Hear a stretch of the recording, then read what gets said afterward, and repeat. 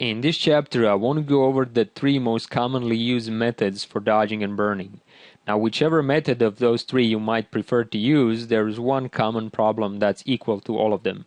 And that is, how do you help your eyes become better at detecting what needs to be burned and what needs to be dodged? And that's the primary focus of this first video. Now, I say primary focus because along the way I will show you different tips, tricks, and techniques, all that good stuff. And since we are going to be working on this image throughout the chapter, I also wanted to show you how I prepared this image for the actual process of dodging and burning. Now currently we are located in Camera Raw 6, which is the default plugin that ships along with Photoshop CS5. Now Photoshop is a standalone application. Camera Raw is just a plugin for Photoshop. It can be opened either from Bridge or from Photoshop itself. And of course it's used to develop the raw files. Now this image now is in Camera Raw, but I've opened it up in Photoshop as a smart object, and I'm just reopening it now from Photoshop PSD file within the Camera Raw user interface just to show you what exactly did I do, or what was the beginning stage, the way the image was shot. And also I wanted to show you some tips within the Camera Raw user interface. So first of all, you have a bunch of tabs here, and if you're familiar with developing raw files within Camera Raw, you should be familiar with what exactly they do. Now the thing I wanted to show you is that first tip would be, of course, that if you go to one of those tabs, and this is the basic tab, here I have a bunch of basic settings, if you will, and if I go to this preview checkbox and I deactivate it, I can see some of the changes that I made. So this was the image, the way it was shot, and this is with some of the settings that I applied. Now what might be deceiving at first is that this is not the before and after version of the image as it was first opened within Camera Raw. This is just before and after I applied this settings within the basic tab. So if I, for instance, was to switch to lens correction tab, for instance, and I make a change, I go to the preview checkbox, I can show you just that change. So what does that mean? Well, that means that if you deactivate the preview checkbox, it will only show you the before and after of the individual tabs. So you might ask, not obvious at first, but you might ask, well, how then do I show before and after of the entire adjustment sets that I applied throughout these tabs? And in order to achieve that, you have to go to this tab, which is next to the last one. It says Presets tab. If I uncheck the preview option up here, I can see the before and after of the entire set of options that I applied on this particular raw file. So that's the first tip. In case you didn't know that, it took me a while to understand that because it is not obvious at first. Now the second thing I wanted to show you here is that, and I wanted to show you the sharpening that I applied to this image, or actually didn't apply. So first of all, let me switch to my zoom tool, and I'm going to right click on an image and go to 100%. Now I'm going to temporarily switch to my hand tool with my space bar, and I'm going to position the image so I can see her cheek. Now here's the important thing. This image was shot pretty focused already, so it's pretty sharp just the way it is when it comes out of the camera. And if I go to my sharpening, or actually detail tab under sharpening, I can see that my sharpening is currently off. And if you take a look at the image, it looks relatively sharp. Now by default, if you're working from Camera Raw, if you're working from another raw converters such as Lightroom, this also might be present, but if you're working on another raw converters such as Apple's Aperture or Phase 1's Capture One, then you might have different settings. But when working with Lightroom and Camera Raw, by default its sharpening is set to 25. Now this gives us some sharpening to the image, and it's supposed to be used as compensation for softness that's introduced when you shot the image. So it's supposed to be like input sharpening. Now in our case, this is not relevant because we are going to be doing dodging and burning, and then we're going to export the image and apply output sharpening the way we want it to. based on the output, whether that be print or web. But here in this stage, we want to prepare the file in a way that dodging and burning is an easier process for us. Now you might think, and I'm sure most of you have done this, I've seen a lot of people at the beginning stage do exactly this. They apply sharpening thinking that having more texture to work with will give them better results at the end. And in fact, it's exactly the opposite. What happens is that if you apply sharpening at this stage, the input sharpening, you're actually making the image almost crunchy, the texture. And this part of the skin here, it's not as sharp because there's a different texture of skin on the cheek area as opposed to here on this area. So what I would suggest is that you completely deactivate the sharpening, and that will still retain the sharpness within the image the way it was shot, but you won't have that crunchiness, and it will make a smoother process when dodging and burning. Now I'm not sure if you're able to see this, but I'm going to go back and forth for a second with my sharpening. So this was before pressing the Control or Command Z, and I'm not sure if you're able to see this because you might have some compression artifacts or something when viewing this on a video. It's a very subtle effect. So this was with the sharpening, the full sharpening. This is without the sharpening. This is with the sharpening, without the sharpening. I personally always deactivate the sharpening unless the image is really in bad shape and I need to do something to compensate for that. That's the second tip I wanted to show you. Now let's get back. Also, if you double click on these two icons, for instance, if I wanted to fit in views, I would click on the hand tool and that will temporarily zoom my image so I can see the entire image on screen. Now I'm going to click OK, and when I do, the image, as you can see, indeed it is a smart object. It's already open within Photoshop in the PSD file. It's just one of the layers now. And I've decided to use it like this because if I provide you with this PSD file, you will be also able to open the actual camera raw file from within Photoshop file, plus you will see some other things that I applied to this image. Now, one thing that I did apply was smart filter. In this case, it's shadow highlights. And shadow highlights is filter, or it can be applied as a filter, but you don't find it on the filters menu. You find it under image adjustments menu, and it's located here, shadow highlights. Now the reason why I applied the shadow highlights is because there were some highlights on the forehead area as well as on the cheek area, and if I wanted to dodge and burn more effectively, I wanted to neutralize those highlights. So if I show you the before and after by unchecking this eyeball icon here, look at the image, the cheek and the forehead area. You can see how it's just dimmed down a bit. Now I also applied a luminosity mask, and that's the black magic stuff I was telling you about. If I Alt or Option click on the mask, I can see how the mask looks. It looks almost like a black and white image. Now for those of you who do know what luminosity mask is, this luminosity mask has been created from the RGB composite under Channels tab and not from individual channels.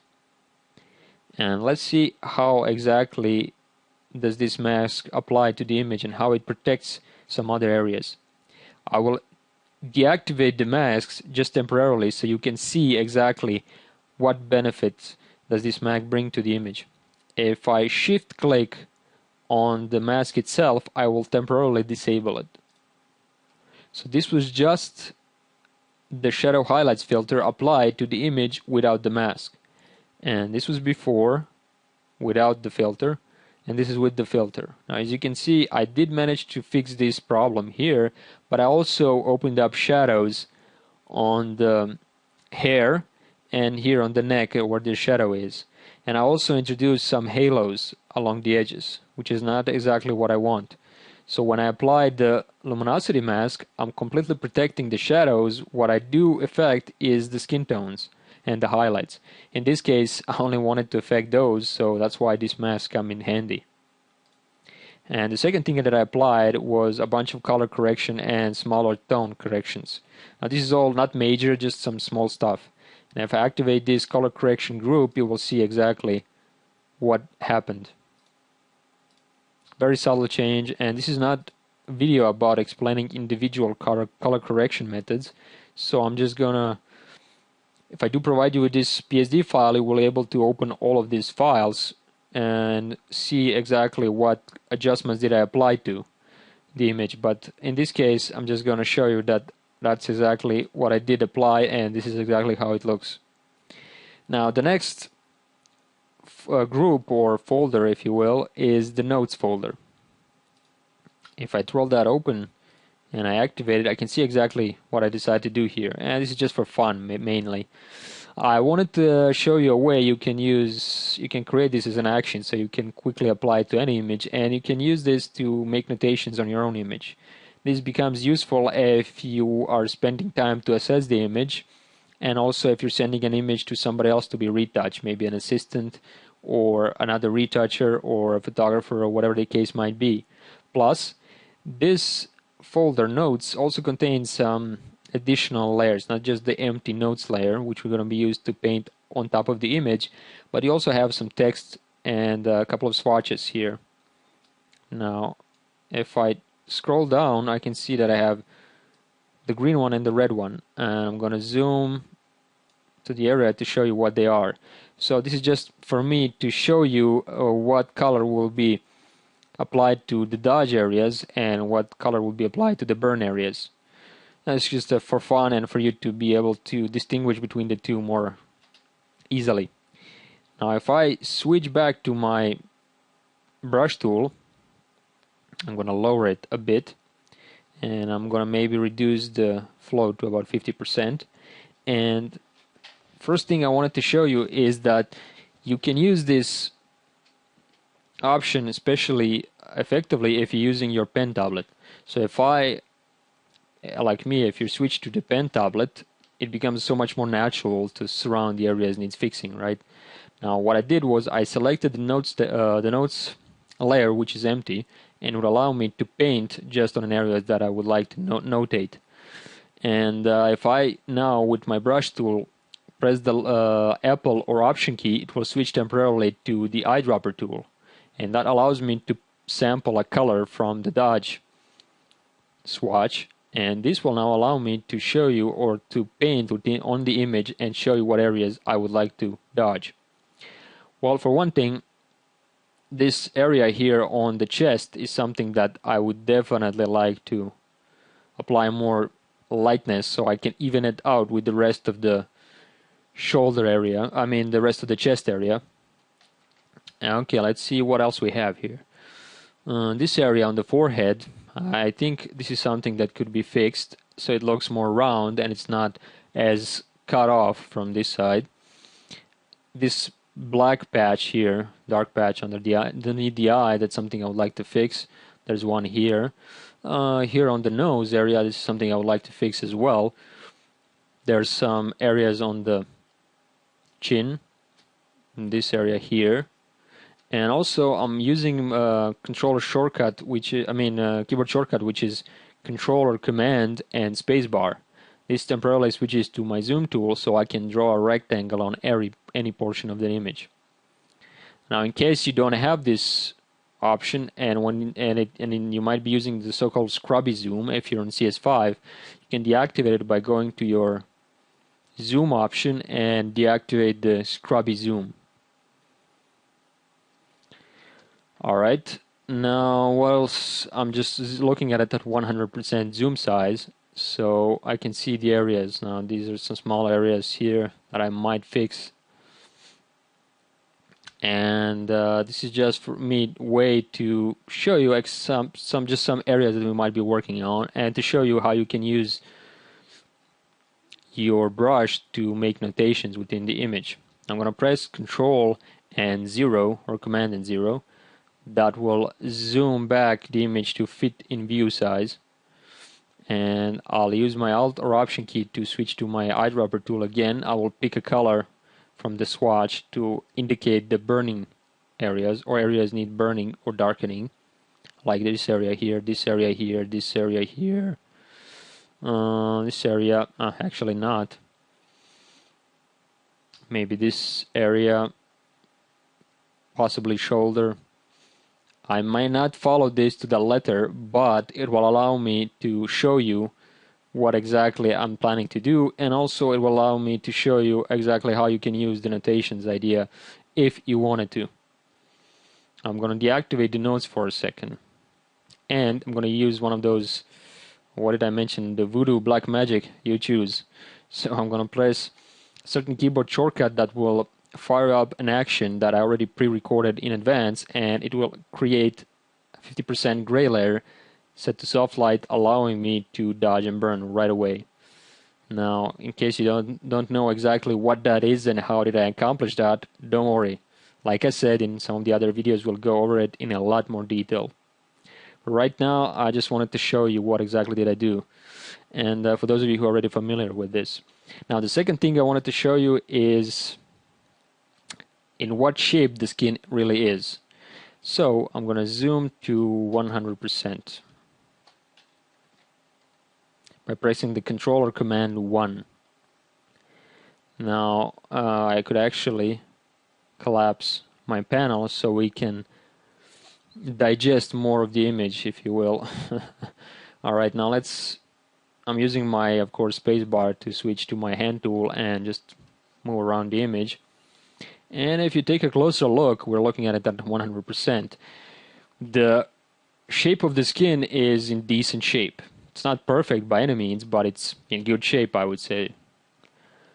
Now, in just how bad shape it really is, I'll show you in a second, but for right now, it might seem like, well, maybe you can just blur it or apply some filter to fix out some of those inconsistencies within the skin. And yes, we could do that, but this is not the chapter, this is not the video, and this is not the training title on how to blur skin and how to apply those filters. This is about dodging and burning.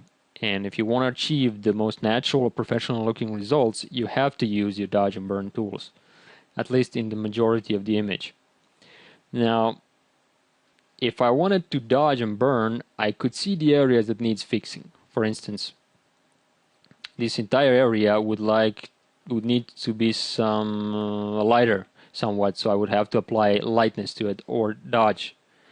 Now there's some other areas here that could use burning. For instance, if I scroll down, if I zoom to, let's say, 33%, there's this area here, this patch of skin that's a bit too light, probably from the clothing. There's just the lines, you know, like how do you call it, tan lines. So this could definitely be fixed. There's this area here, this patch of skin that is very, very much darker than this part of the skin, so I could lighten that. And I'm sure there are other areas, but I mean, I can see those areas, but why would I go through all this trouble to really stretch my eyes to just see what exactly I need to do, especially if I go to this type of area where there's a bunch of these smaller patches of skin that needs fixing. Well, when you think about it, dodging and burning, it's not related, at least not directly, to the color. So in order for us to help our eyes to be better at detecting those areas, we can just get rid of the color. And if we apply some contrast along with getting rid of the color, we will also bring some of those details that will become more visible, if you will. So let me show you how that works. I'm gonna open up my panels, and one of the ways you can achieve that help for your eyes is by, first of all, turning your image into black and white. And if you're using CS3, CS4, and CS5, I believe, then you will have access to this adjustment layer, black and white adjustment layer. So I'm going to click on that, and as expected, it turned my image into black and white. So this was the main focus of this image, to show you just how you can help your eyes. Now, first of all, we got rid of the color. That's exactly what we didn't need, because we're not working with the color. We're actually working with the darker or lighter areas. Now the second thing we need to do is either increase the contrast so we can see differences in the skin more prominently, or we need to lower the luminosity value of one of the colors within the skin. Now typically skin has, based on these sliders, has either reds or yellows within the skin. So these sliders here, they work with luminosity based on certain colors within the skin. Now the reason they call them reds, yellows, greens, cyans, blues, and magentas is, I guess, those will be the colors that most photographers / retouchers use or adjust on a regular basis. So it's not the entire color wheel going by the numbers. Now if I deactivate this temporarily, I can see now that this would probably be reds or yellows, and this would be some kind of a turquoise greenish color, I'm not sure which. And if I'm not sure exactly what that color is when in black and white mode, I can help myself. If I'm not very experienced, I can't know exactly which one of those sliders it is, so I can use this tool. I think it's called Targeted Adjustment Tool. I click on it, and now I can click anywhere on the image, and it will highlight that particular slider that corresponds to the color on the image. Now in this case it was cyan, and then I wouldn't guess that on my own. But also if I click and hold, I can move left to darken that area, or to reduce the value of the slider, or increase to lighten that area. I'm just going to decrease it just to show you how it works. Now here's the real benefit, the skin. I'm going to zoom back to 50% so we can engulf more of the image. If I use my yellow slider, I'm not seeing too much of a difference. But watch what happens when I lower the red slider. Yikes. Oof. Now you can see just how horrific this skin looks. It's sending chills down my spine just to see how much of dodging and burning would it need to make this picture perfect. Oof. So if you wanna, this was before, if you want to dodge and burn and you want to discourage yourself, just lower the red slider. Anyway, let's lower it to the place where it was before so you can see just how much of a difference does that make. So this was before. I kind of see this area but not enough, right? This area as well. But boom, when I activate it, now I really see just what needs to be dodged and what needs to be burned. Now before I even go into this, I'm gonna zoom back to 100%, or actually fit to view size. I keep mixing those just to show you how obvious now the problems are. And if I include my notes, I can see I wasn't that far off. And the reason I wasn't so far off, because I'm recording this video a couple of times now. Otherwise I might not know, or I would know if I had trained eyes. But if you're in the beginning stage like you might be now, then you definitely want to use the red slider with care. And also let's take a look of this area that needs to be dodged. This area could stay the way it is, I guess, and this needs to be burned, and we're gonna try to fix some of those using the dodge and burn that I opened up here. So the primary focus of this video was to show you how you can help your eyes to detect those areas that needs dodging and burning better. Now I'm sure at one point you'd said, well, maybe better that you didn't show me this, because now I just see how much work there is actually. And on the other hand, you might say, well, that's great, now I can see what needs to be fixed. Yeah, I'll let you choose which one of those feelings did you experience when I lowered the red slider. But before I even start dodging and burning, there's also one other thing that I wanted to do. I want to group this dodge and burn layer because I'm going to add another one to it. So if I have a multiple dodge and burn layers one on top of the other for maybe multiple passes, I would like to have them all grouped in under one group, because if I want to see before and after, I don't have to deactivate them manually one by one. I can just deactivate the eyeball or the visibility for the group and see the entire before and after. And it also makes more sense in the organizational way for the layers panel. So I'll hold down my Alt or Option key and I will drag this layer to this icon for the group. This will allow me to rename the group, not only to create a group, put the layer inside of it, but also to rename it. And what would be the name? Well, I guess we can call it dodge and burn. That kind of makes sense, right? Alright, so now that we have our dodge and burn layer, now what I would like to do is work on this cheek area. But before I do, I want to explain something. Why would we even want to bother? And I'm going to go to 100%. If you take a look, first of all, this area is darker underneath the eye, and when working with beauty images, or actually when working with any portrait shot, I just found this very not flattering, and I would like to fix that. If this wasn't a very important image, wasn't a very detailed image, you might decide to clone or heal skin from the cheek, which is in better shape, over this area. But in this case, we can clearly see what the problem would be. The texture of the skin is different here than it is here. And when you really study an image at this level, you will see that problem throughout the image. And the only real way to deal with this would be with dodging and burning. Because if you take a look, and I take a closer look, and I think actually we can by zooming to 200%, you can see, I'm going to lower my brush, you can see a bunch of lines here.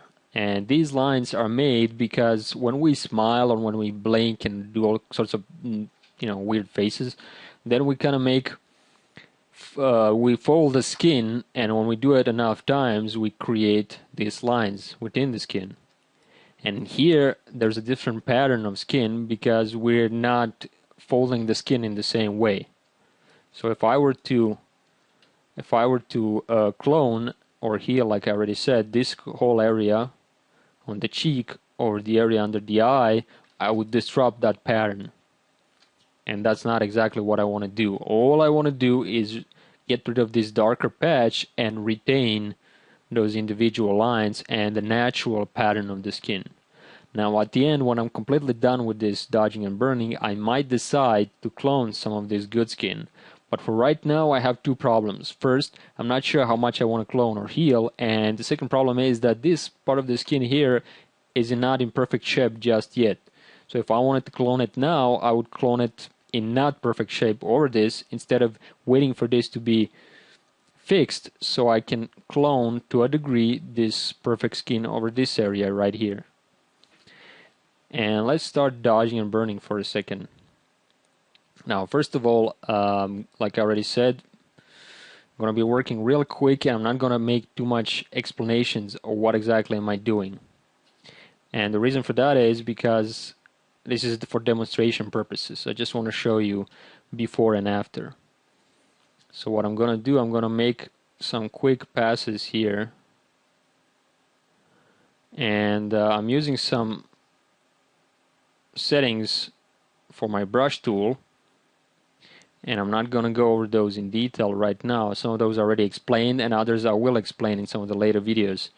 Now, the reason why I'm not spending too much time on this area right now is because I don't want to show you the pixel level dodging and burning. I'm just going over this in a relatively loose way to give you indication of the actual effect of dodging and burning while retaining the skin pattern and the skin texture. So what I'm doing now is just dodging and burning certain areas, and in case you're not sure what exactly am I doing, I'm also switching between foreground and background color, and this allows me to dodge and burn on the fly without switching tools. This is very useful if you're working on an image like this and you want to be really quick about switching between the tools. Now, the reason I'm not going into not using the actual dodge and burn tools is because this is my method of choice. And I have, like everyone else, have the method of choice based on personal preference and certain ways I like to work. So it also works for my own workflow. And I'll go over that, like I already said, for many times in some of the later videos. Now, there's definitely, if you can see, I'm not sure if you can, there's definitely some areas that are already starting to look better just by simply applying a couple of strokes to them. And if you're not sure exactly what am I doing and how this will look and how do I know what needs to be dodged and burned, don't worry. When I show you before and after, you will see just what areas did I affect a lot more clearly, if you will. Okay, this area could use some work. Now let me lower my brush size here because I need to fix some other areas like this one or this one.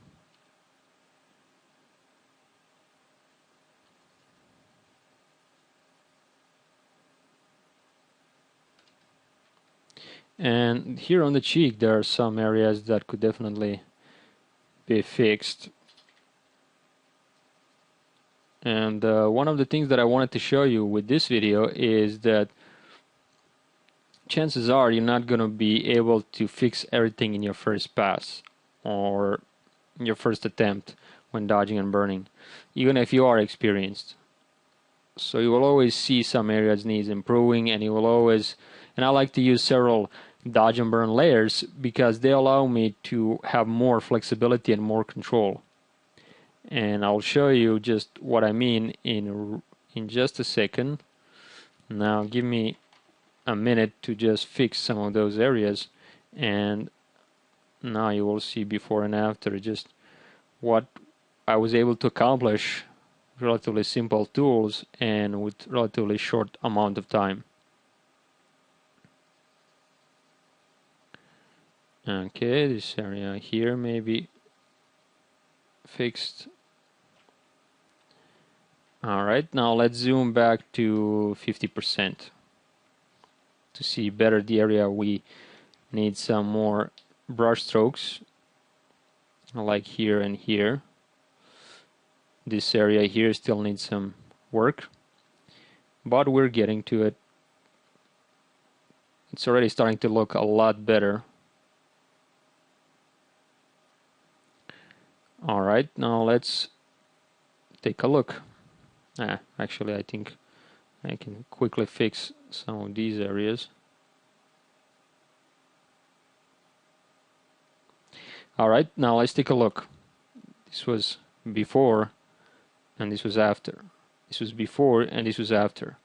Now, really interesting point about this is that if I zoom back to 100%, I can still see the original texture and the pattern of the texture within the skin while I fix some of those really nasty problems. Now if I zoom to fit in view size and show you before and after, you can see just how much difference it does make. And if I deactivate the black and white layer and show you the before and after, you can really see it. I'll zoom back to 50% and show you before and after.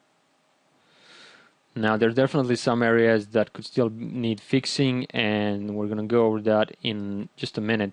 But also what I did here is that I kinda managed to fix those problems, but in this first pass I also flattened out this area.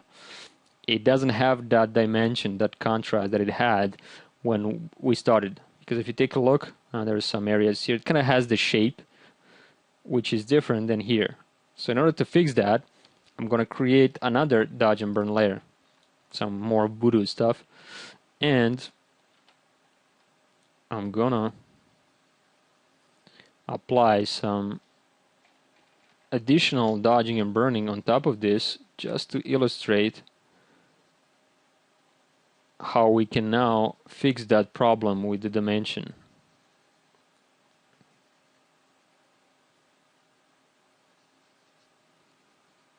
And I'm going over this area really gently now.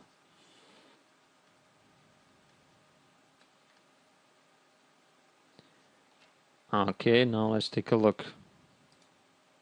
So this was before and this is after.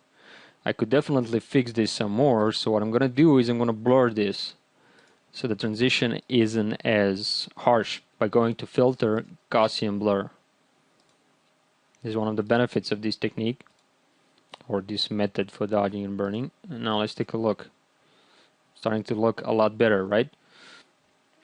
Alright, now let's zoom back to 25% and let me show you the before and after of both of those adjustments. So this was before originally, and this is after. And if I wanted to, I could activate my help layer, and now I can even better see what areas that I missed. So I'm gonna just include some of those few more brush strokes.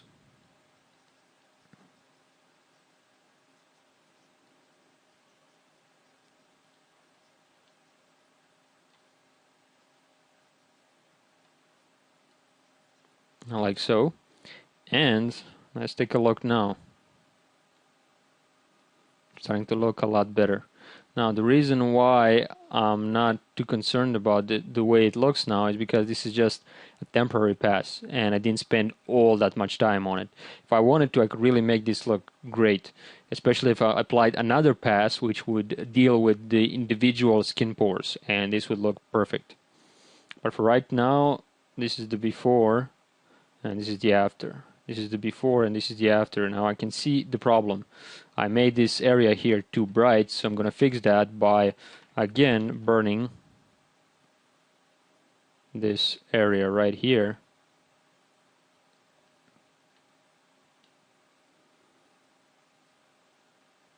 And I think that's going to make some difference.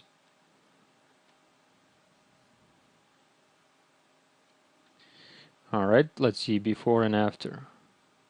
Maybe some more burning here. Before and after. Looking good.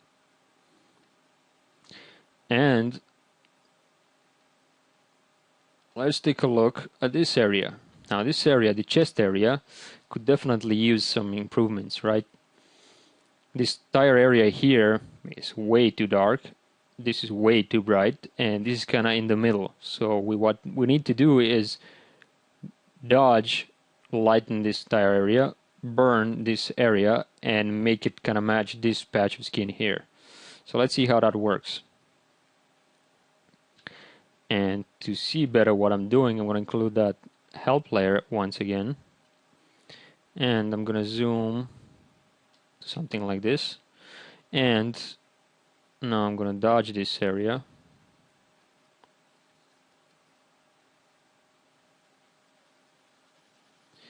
And because I'm using my pressure sensitive tablet, I can vary the pressure that I apply to the area, and therefore I can measure, or I can actually vary how much am I dodging or how much exactly am I burning. That's one of the benefits of using your pen instead of your mouse, especially if you set it up correctly.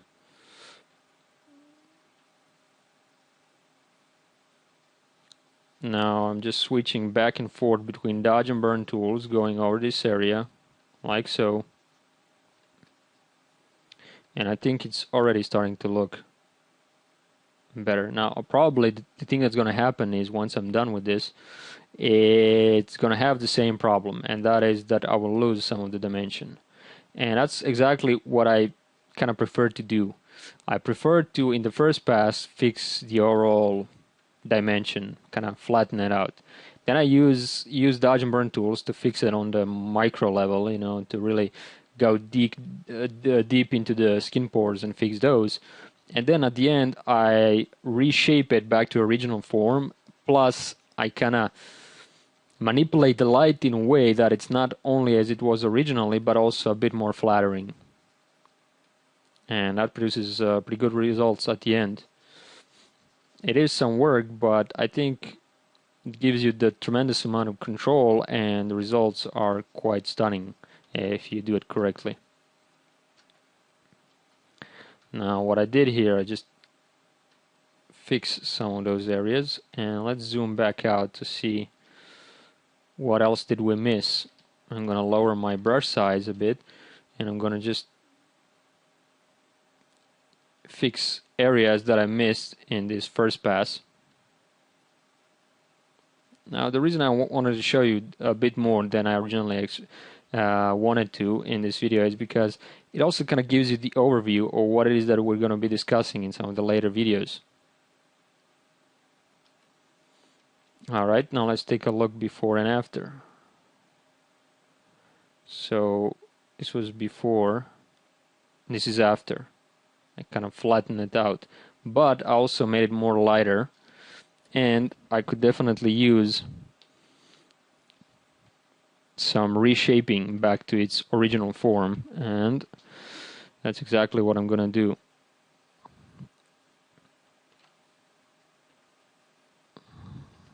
So what I'm doing here is simply using my artistic experience, if you will, and this is something that you don't have to be a painter to obtain. You just have to practice a bit to reshape it back to the way it was. And I'm kind of guessing the way it was because it was always in the bad shape. So I'm just using my own kind of intuition based on what would I see in different images that are in good shape to reformat in the way I would like it to look. Okay. Maybe lower my brush to fix this area. Okay, that's starting to look better, I guess.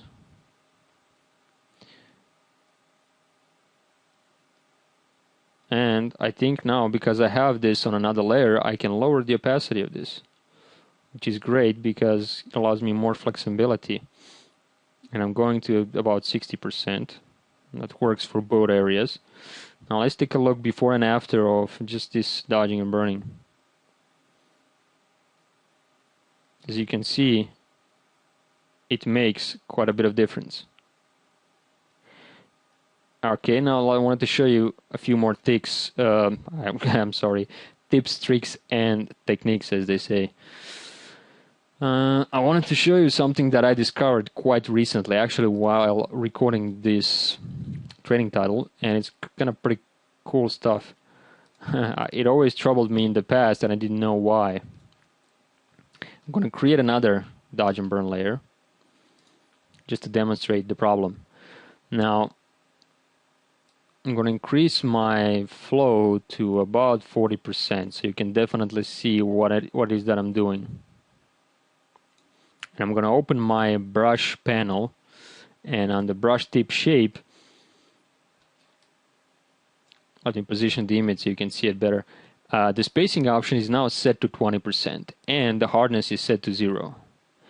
Now if I increase my spacing, you can see that the stroke line is actually made out of individual dots. And the reason why you see it in different opacity is because this option here is activated. If I deactivate it, you can see it better. Now here's the problem.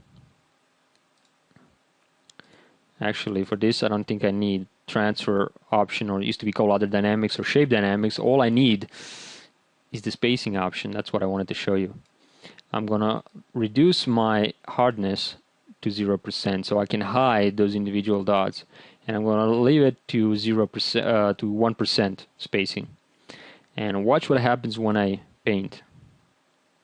So I made a stroke line, and it's taking some time for Photoshop to actually draw with the brush tool where I just painted. Now, why is that so? That's something that really troubled me. I didn't know if my computer was getting slow, or was I working on a too big of a file. And the reason for this is I believe that those dots are now so close to one another that they come out of the brush tool at a very high pace, at a very high rate. And because of this, it becomes really CPU intensive. Your processor can't process all those individual dots. So what you can do is increase this to, let's say, 20%. And now you don't see the pattern on the edges of the brush as you would when you apply hardness. And even here you don't see it that much. But watch what happens. It's much quicker. But if I apply it to, let's say, 30%, it's almost instant. Now this is a big image, this is a big size brush, so let me show it to you on a smaller brush size, and I'm going to lower spacing to 15%. You can see it's almost instant. If I lower the spacing, it's still quick because it's a small brush, but every time you're working with a larger brush, it would take a long time, as you just saw. So I suggest you leave this at 15% or higher. So you don't see the pattern, but you also don't see the lagging that's happening when you draw with your brush tool. I think that pretty much covers this video, and now you saw exactly how you can help your eyes to become better at detecting the problems within the skin. And this becomes relevant because it's less strain to your eyes, and it's much easier to see the problems. I almost forgot, there's one more thing. In case you don't want to use this, or for some reason it doesn't work for you, this ability to show the problematic skin, you can achieve similar looking results. And I'm gonna delete this black and white layer, adjustment layer, because I want to show you another way to achieve something similar. And that is by first opening up your hue saturation adjustment layer. You reduce the color of the image to 0% or to -100 and just basically desaturate the image. And now all you need to do is increase the contrast. And of course, one of the best ways to do it is with curves. So what I'm going to do is I'm going to increase the contrast on top of everything. And in this case, I'm not going to increase the contrast, I just may reduce the brightness of the entire image. And I'm going to create another curves layer on top of that where I am going to increase contrast. And for us to make this a lot more visible, what I'm going to do is collapse the adjustment panel so we can see all three adjustments. Now, first, hue saturation, that's used to desaturate the color. This one is used to darken the skin tones, and that allows us to see the problems a little bit better. But then we have to add another one to really see the problems. Now, this still doesn't produce the same type of visibility in case you were using the black and white adjustment, but it is an advancement, and it is a way to just use this method of 3 adjustment tools instead of using that one.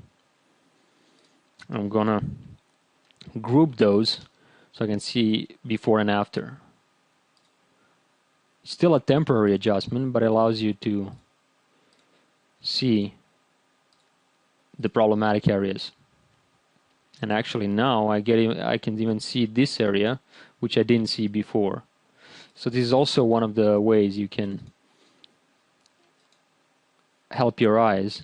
And I think, from what I understand, the biggest difference that when you're using the black and white adjustment layer as opposed to this method is that with black and white adjustment layer, you're affecting just one color, and usually that's red within the image, which means that you are seeing more prominently the problematic areas, but sometimes it's hard to trust completely if this is something that really is a problem or did I just exaggerate the effect. But when you're using this method to just affect the contrast, then it's more natural for you to see the areas, the problematic areas, like this area right here. So you can either choose to use black and white adjustment layer for help, or you can use this method, which includes hue saturation layer and 1 or 2 curves layers to affect the contrast of the image. Alright, that pretty much covers it in this video. And in the next videos, I'm going to go over in detail all the 3 methods, and I'm going to talk about some other stuff that you might find useful.